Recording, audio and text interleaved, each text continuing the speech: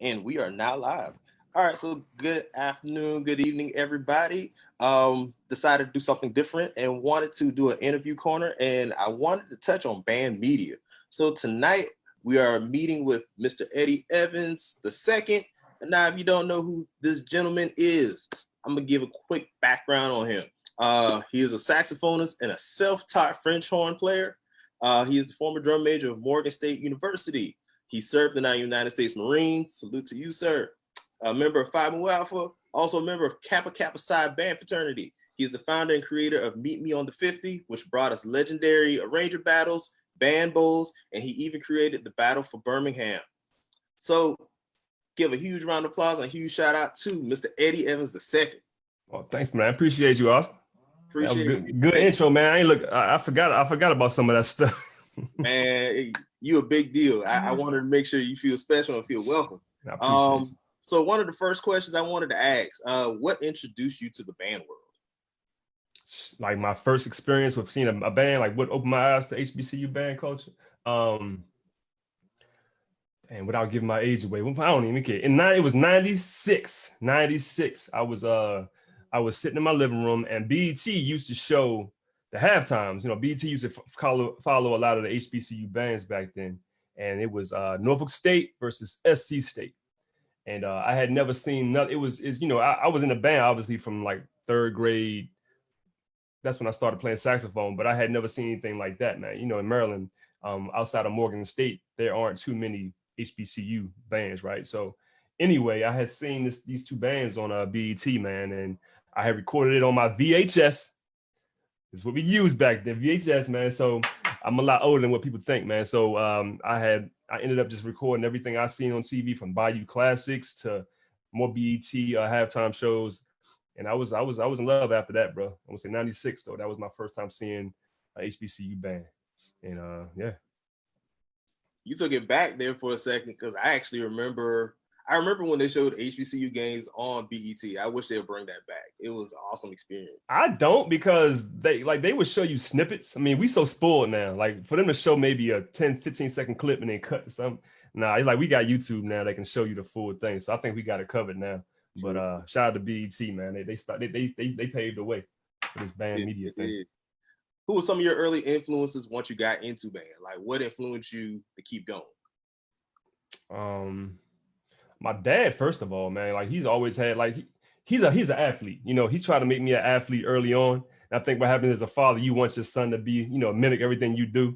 But I think once he realized I was on this music thing hard, starting like from the third, fourth grade, I want to say he was just my biggest supporter, man. So he was probably the biggest supporter. Then once I got to high school, my high school band director, he made me drum major in my junior year in high school. And he actually went to Indiana University of Pennsylvania. So he's a core style guy, but he came into a program that was traditionally high stepping, traditionally show style, you know. So he opened my eyes up to a lot of the different core style elements, but he was a lover of band in general, you know. So he sent me to a lot of different drum major camps and things that I would have never really had a chance to go to had he not come there. So shout out to Mr. Zimmerman from Parkdale High School. And then when I got to Morgan State University, which is where I marched at, where I went to school, Mr. Melvin Miles, band director there, man, he definitely was the inspiration as well, because you know he's a musical guru. You know what I'm saying, he's just a great leader. You know, he's been there for a long time as well, so he has an outstanding program at Morgan State. So he was definitely somebody who I looked up to at that time as well. Still do.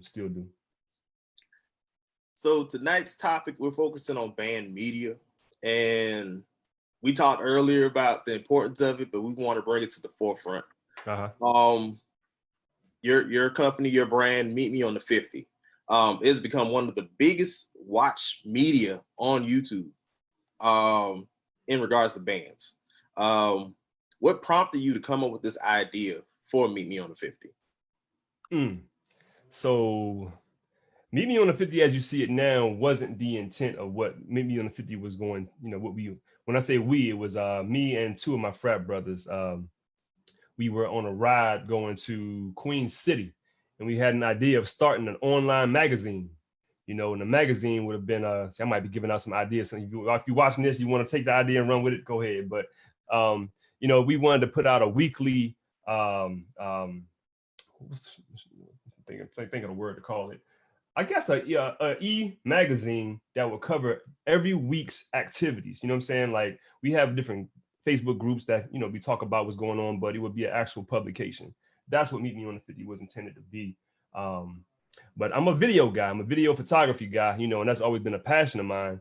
And I think just by me doing more of the different videos of the bands, that became more of a what Meet Me on 50 was going to eventually become a band media channel, following bands, discussing band culture with different directors and things like that. So, you know, we still have some of the elements of bringing the culture to you, but it's not in the form of what it was intended. It was, you know, we intended for it to be a magazine. And it grew. I'm kind of glad you didn't make it to a magazine. I can honestly say, speaking from my experience, and I'm probably showing my age at this point, I was one of those ones who remembered the fifthquarter.com. I just had Chrissy on the show on Tuesday. Did you see her on there? Yes, sir. Yeah. So what was your name on Fifth Quarter? It was probably one of my old middle school names, probably like Primal Bulldog or something. Primal Bulldog. I'm trying to think. Yeah, I was hardcore and I was Sax Finest. I had two different accounts on there, Sax Finest and hardcore. And Fifth Quarter, that was actually one of those eye-opening experiences for those who don't get to see the bands. Because in South Carolina, we get so many outside college bands to come to us. So, you know, that was actually our eye-opening experience. Yeah. And you said VHS. Oh, God. I actually still got a couple of mine myself. I got a whole box of them. I'm so lazy, man. I got to actually sit down there and stream all these VHS into my laptop, which you know how long that's going to take, because you got to watch every single tape and let it go. So I got some stuff, though, man. I got some stuff that I need to get up there on YouTube, though. So I'll get to it at some point. So we're talking band media. How can bands use media to build their programs? How can they use it? Yeah, like why? I'll get into how first. I'll get into why next, because I think how can bands use media? All right, so everybody has one of these. First of all, you know, I mean, they take great video. The audio is what the issue is with these things right here. There's a lot of good quality video footage that you see online from different cell phones, but I want to say you can start with a cell phone, but ultimately you're going to have to add to that equation a decent microphone, which can be, you know, they can run you anywhere between $50 to $100. But if you're trying to start a media team, you have to you can't rely just on the cell phone. I mean, the mic just isn't meant for what bands put out. You're not going to capture the full spectrum of the audio. So why you want to get into why next, or? Of course. Yeah, well, let me ask you first, though. Why do you think media is essential in band? We're talking about, we're in the age of technology now, where, like you said, everybody got one of these, because mine's right next to me. Right. And it's to the point where if something spectacular happens, the first thing we do, camera, record. Yeah. So it's one of those things where I feel like bands could actually benefit from it and should benefit from it. A couple years ago, we put on a gym battle. I wasn't expecting a media team to come by. Shout out to Bantu. He stopped by, and then next thing you know, it got bigger. And I can't thank him enough. So I really feel like band media is a big thing in the band world. Well, I'll say, I mean, this is the generic answer. You answered some of it, you know, answered it somehow the same way I would have answered it. But I want to add to that. We have to own our culture. You know what I'm saying? And when I say we, I mean people who actually have a passion and love for this culture right here. Because, you know, you see Beyonce and you see other artists who see the value in band culture, but you have some that's actually part of the culture who don't see it yet, you know? So you have different channels and different media teams who see the value, you know, and want to broadcast and want to own this culture, because we have to. Ultimately, we have to own the culture. Like BET, we go back to BET. You know what I'm saying? We can have honor and respect for that because it was one of our, you know, it was one of our platforms. But had it been an MTV or VH1, I can see a lot more people saying, hey, you guys are culture vultures. You know what I'm saying? You're trying to take. So what's going to happen is if we don't support our media teams and we don't own this culture, ultimately there will be outside entities that will see the value, and they're coming. You'll go to different things like Honda, even that Battle for Birmingham. I saw a different kind of a certain kind of demographic. I'll leave it at that on the field that I didn't expect to be there. You know what I'm saying? But you know what I'm saying. So they were out there deep, man. And I think it's only, but it's, at some point that's what's going to happen, man. If we don't show love to our own media teams and we don't own this culture, it's going to be handed off, just like hip hop was, just like blues was. Band culture is no different, man. So that's why it's important. That's to me anyway. And we got one question from the floor. A viewer is asking, what camera should I buy to do a YouTube channel? A YouTube channel, or do you want to capture bands? I think they want to be the technical side of it, as far as what will be the best camera and the best mic setup, as far as recording. So recording bands or recording yourself like in a studio environment? You're talking about like the bands, right? Live recordings. Oh yeah. So you said what kind of camera? Is that what you said? Yeah. I mean, there's different brands. I'm a fan of the Panasonic brand because that's what I started out with. But you want to get something that has, I got one right here. This is the one I started out on right here. This is the Panasonic Lumix G7. Very lightweight, but what it is, man, this thing costs you probably under $500, maybe $300 or $400 now on eBay. But it has 4K built into it, and with the way that YouTube is going, they're increasing the resolution. Right now, this should be showing in 4K on this camera right here, but you want to give the best quality product you can, man. So don't skimp, even I think the iPhones have 4K, and just like Samsung, the new Samsung. So whatever you get, make sure it has the lens that allows you to remove the lenses and swap them out with different lenses. You know what I'm saying? You want wide angle, you want your zooms and everything, but I'd recommend heavily this G7 starting out. It's a very easy learning curve. Like I said, the 4K is a plus that I definitely highly recommend, man. But yeah, this is what I would start out with. Now you got some who would say Sony or these other things, man. But I think this is very user friendly, and it gets a job done. It gives you some great stuff. And then, of course, you add on a mic, right? Yeah. So just like your cell phone, man, it has a very crappy microphone, man. This is a camera. It's not a microphone. This is meant for visuals. I think people, saying they look at it as an all-in-one, but you have to invest in something to put on top of it.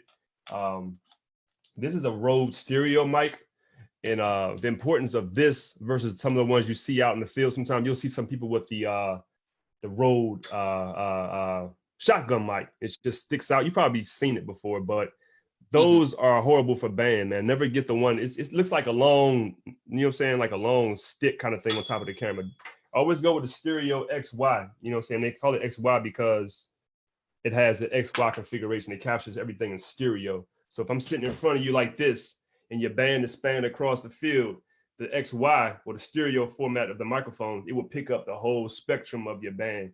If you have that shotgun, the one that's pointing straight out, all it's going to capture is what's right in front of it, and everything to the side is going to be muffled. So that's the reason why if you see people with those kind of cameras and you go back and watch their footage, the quality of the audio is going to be, So make sure the microphone you get is a stereo microphone with XY configuration. This is a Rode stereo mic right here.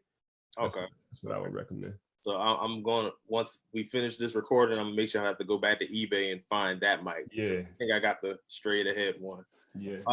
Let's change gears for a second. Let's talk the Battle for Birmingham. Okay. And you was out there? I'm in South Carolina. We actually had something going on that same weekend. Oh, okay. I live streamed it, and first and foremost, congratulations on the event. It was a huge success in my eyes. Yeah, it was a lot of work, man. I ain't never worked that hard in my life, bro. I took 2 months off. You notice I didn't do nothing on Meet Me on the 50 for 2 months, bro. I didn't even want to see a camera. I didn't want to see nobody, man. I just locked myself in the house, bro. That was a lot of work. Thank you. And to let our viewers know, we was talking before we jumped on. I actually remember Mr. Evans posting a while ago saying I'm gonna put on a battle of the bands. Yeah, I made And my mind up, bro. It was February 2019. Yep. and sure enough, it came to fruition. So can you tell us about it? Like what prompted you to do it? Because I know like a lot of people want to know what brought on the Battle of Birmingham. Yeah. I think the state of Alabama in general, up until the battle is often underrepresented as far as these kind of events. You have the different like Crank Fest, and you have different things that have very familiar bands that seem to always be part of these different battles, but you never had one for the state of Alabama and you have some of the most outstanding bands in the state of Alabama, which never made sense to me. I'm like, it's not like one of these off-brand states that have, that may have some talent here and there, but these are 6 strong programs, you know what I'm saying, with strong traditions and strong history. So in 2017, I want to say 17 or 18, I had did a online Alabama Battle of Bands consisting of all the different bands. And that got a great response. And, just kind of capitalizing on the point where I said, why hasn't this been done yet? So I had never thrown an event before, man, ever.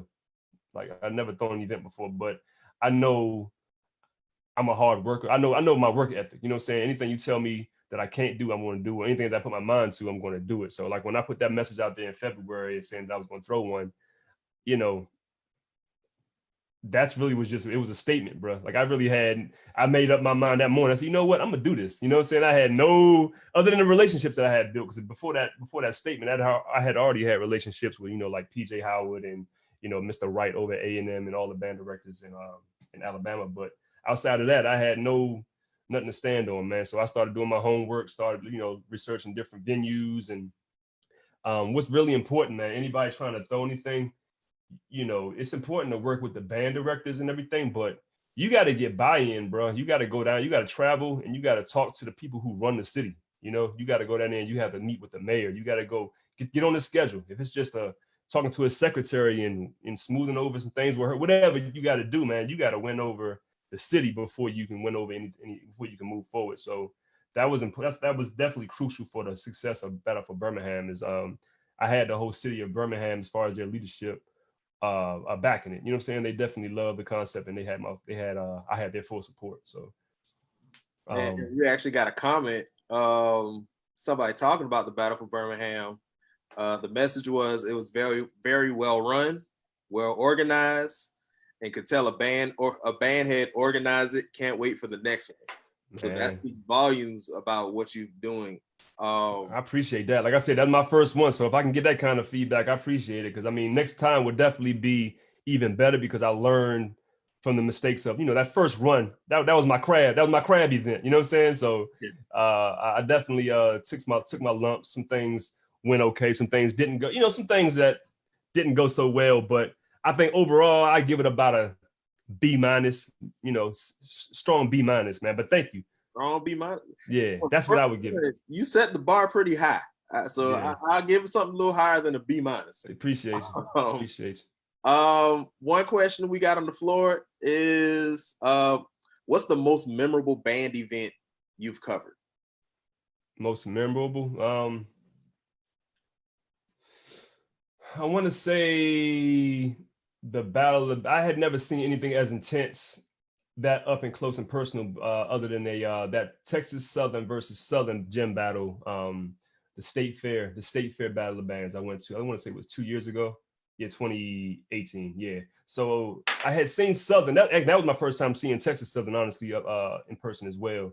But the energy in that place was crazy, bro. I mean, I heard about the Boombox Classic and that kind of energy, but I mean, if it gets more energetic than that, that's insane. But I want to say that vibe was just crazy, man. I mean, yeah. So I want to say so far that's probably been the most intense battle and the most memorable event that I covered.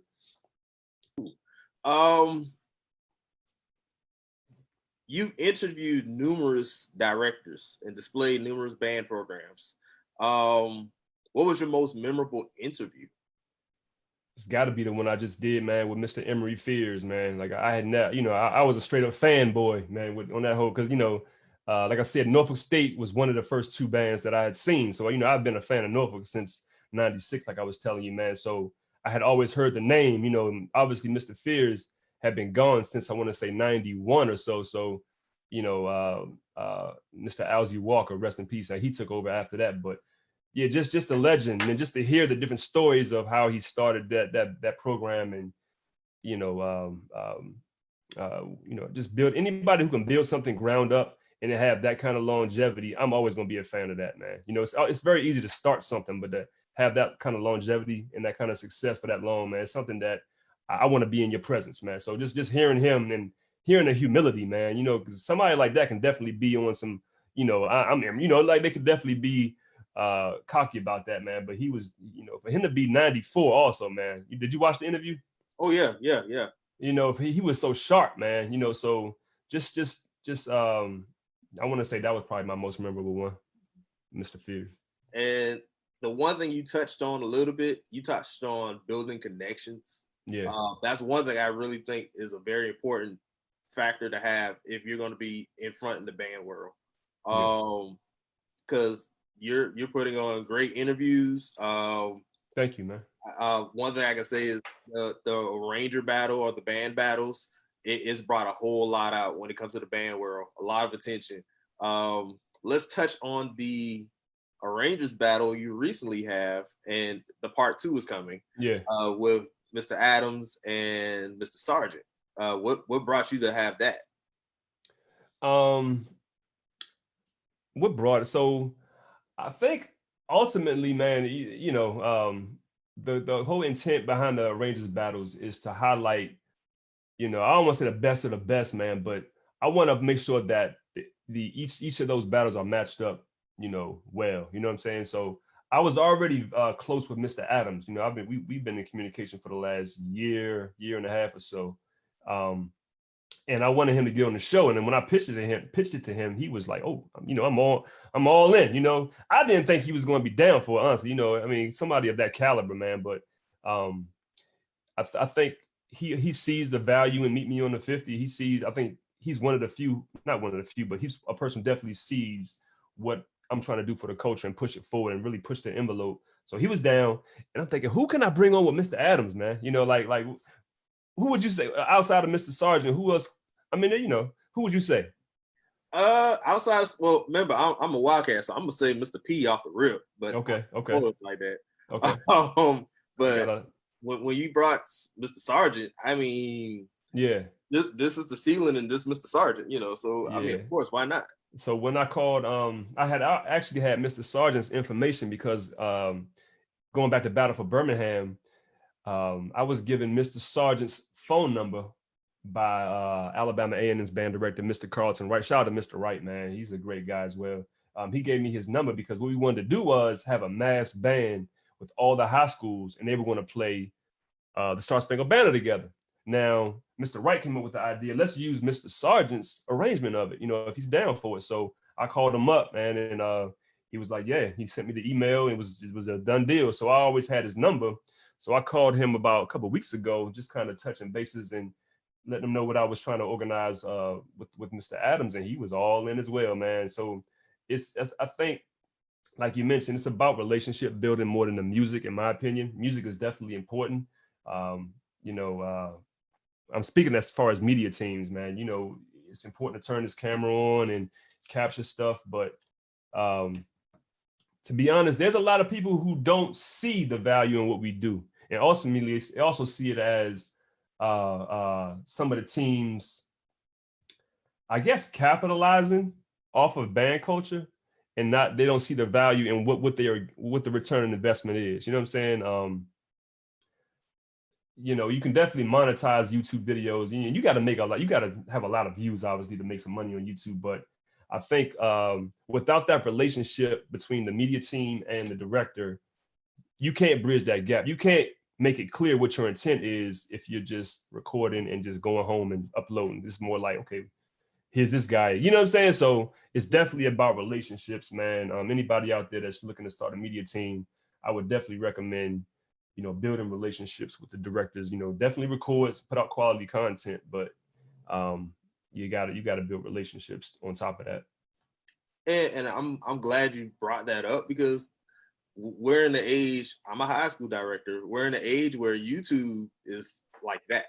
And it's been plenty of times I have a band student come up to me, hey, Mr. Wright, you see this?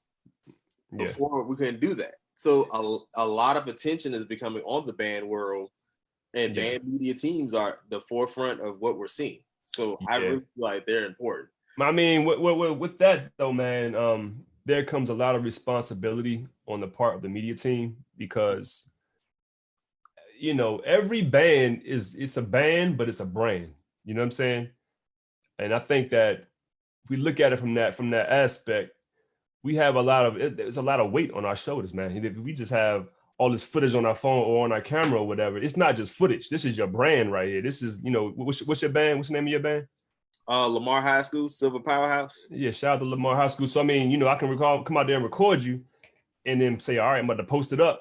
That's your image right there. You know what I'm saying? Mm-hmm. So there comes a lot of responsibility with making sure that we putting out content that you know, you don't want to lie to the public. You definitely don't want to just put out your best stuff, because if you're sounding bad that day, you know, I think that also may be a punch in the gut, saying, let me fix this, because I know that the cameras are going to be there. But you know, it's definitely not just about just recording and uploading the first thing you record, man. You got to put some love into it, man. So right. And I'm one of those directors. I use it as a teaching tool. It's plenty of times if somebody I know is going to be at a competition, and they put it up on YouTube, hey, we about to watch this video, hey, you see this, right. So it's beneficial. I can't scream that enough. To kind of jump off topic for 1 second,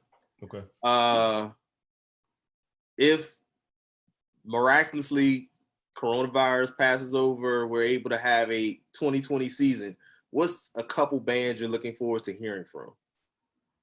Man, I want to see what fam you going to do in the SWAC. Nothing like everybody else. I think that would be. Oh, actually, they going in 21. I'm sorry. It's 21. I'm jumping the gun. So I want to see. It's like I'm a fan of everybody's band, bro. Like who made some major moves and different changes this past season? See, I'm a huge Norfolk State fan. I keep shouting them out, man. But I want to see, you know, the ball is really in Bethune, Norfolk. You know, Hampton is making. I want to see what Hampton's going to bring too. I want to shout out to Dr. Jones out in Hampton, man. He's turned that program around. As far as the SWAC, I was looking forward to that. Tennessee State's not in the SWAC, but I was looking forward to that TSU versus Southern game. That would have been crazy right there. They also met in my online virtual battle, man, the Band Bowl, and TSU ended up winning that, man. You know, I had a lot of upset jukebox fans, man, that hit me up saying, man, how you let this happen? Like, man, I didn't, you know, I'm just the facilitator. So that would have definitely been a good segue into the TSU versus Southern game this fall. So I was looking forward to that also. Oh, you kind of led into my next topic, the Band Bowl. What brought you to do the Band Bowl? And before you go into it, I can honestly say I was one of those ones who thought that was like, oh, game changer. Tennessee State won. Mm-hmm. So I gotta say, hey, gotta give credit where credit due. But I mean, it's like Tennessee State was smoking in 2019. Like, you know, it was. I think it's people aren't giving the AOB, man, the credit, man. They were definitely on point in 2019. They've been on point for a while. I think because, you know, and I think I'm hoping A&T doesn't get this same kind of result by them leaving the MEAC. Well, it's not a lot of competition in the MEAC right now anyway, but I think that by TSU being a part of their own conference and not seeing as many bands, that, you know, they're not as visible, you know what I'm saying, outside of the media stuff we see online. But TSU been on, they've been doing their thing. So Band Bowl, you asked about Band Bowl. I want to say this is going on the third season of Band Bowl. So I had put out some feelers. You know, I had the concept. I said, let me see if I can gather some different members of these different bands. I want to, you know what I'm saying, I chose my top 16. You know, it's very subjective, obviously, but I chose 16 bands. I said, you know what, I'm going to put some feelers out there. I said, if you're part of any of these bands right here, comment below so I can inform you of something that I'm trying to work on. And I got a laundry list of people saying, hey, I'm part of that band, I'm part of this band. So I put together a spreadsheet and I had a team, I had teams of 5. And I said, look, man, I'm trying to start this online tournament, you know, single elimination All you gotta do is pick I'm just facilitating it. So you're really doing a battle online. You're picking the songs. I give you categories, whether it be ballad, song of choice, field show. And every week it was a different battle online, but it was real people. I think that's what's cool about it. It wasn't like a thing where I was choosing the clips. It was like, you know what I'm saying? This war, I call them war rooms. You know what I'm saying? It was war room, yeah. Yeah. So it's really, and then people were really intense in those rooms, man. So yeah, I'm trying to build on that. I have some things in the works right now that's going to really push that to another level, man. So I'll let you know about that when the news drops, man. And that's one thing I can say about you. You literally, when you think about something, you come with this mentality. I'm gonna just go ahead and do it. Yeah. So yeah, we need more people like you in this band world. Our last question for this evening. Any advice for those directors who are interested in building their program's rep with social media? What advice would you have for those who are slightly thinking about doing a band media team or even posting their band online? So I think at this point, every band needs media coverage, from big, small. I think that the kids see online presence as their first impression. Just like when I was at home in my living room and I seen the BET halftime. First impression is a lasting impression. And in this world, we live in a microwave society where everything is instantaneous, man. So that first impression is critical. So I would say when you start out, just do it the right way. Don't just start uploading whatever you have off your phone. Definitely get a decent camera. Like I said, this is the G7, Lumix G7. That's what I recommend. But you can get this for maybe $300-400 on eBay. And definitely the audio, man. This could be a one-man team right here. You find a kid, because everybody can't play an instrument, man. You know what I'm saying? Everybody can't be athletes. Everybody can't be this and that. So there's going to be somebody who will gravitate to your media team. It's a natural progression, man. If you put out some flyers in your high school saying we're starting the media team for the band, you will get people, man. And it's a skill. This is a trade right here. You're teaching the kids something they can actually produce and monetize as they graduate from high school, man. So it's a life skill you're teaching them also. So what I plan on doing, I started out my Band Media 101 series on my channel, just kind of going through step by step how to start a media team. And I got bogged down with so much other stuff, man. But I want to get back into that, man. But I would say definitely, if you're starting a team, don't skimp on do the work, man. Just like you had to go to school and learn the craft to be a band director, man. You didn't just all of a sudden pick up a baton and say, hey, I'm about to lead y'all. Like, you did the work, man. So I would say just you can hit me up, man. You can hit on Instagram, meet me on the 50. I'll definitely answer any questions you have. And I'm gonna try to get back on the Band Media 101 series so I can try to help people out with starting their teams up. But I just feel like I said earlier in this interview, man, we gotta own the culture, bro. We have to.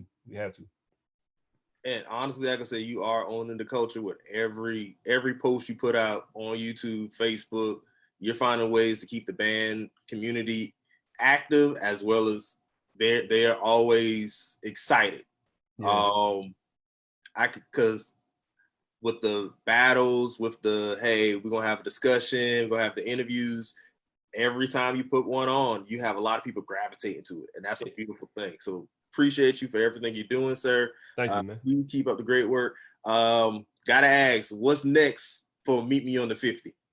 Man, I'm waiting like you, bro. Like Corona got me by the throat just like you, man. So I'm just gonna keep the content coming. I have some dance videos coming out from different dancers and things like that. Just trying to make sure they I give a lot of love to the bands, but I've never really shown a lot of love to the dancers, man. And they get on me about it. So I got some dance videos coming out. But aside from that, we have part 2 of Mr. Sargent and Mr. Adams.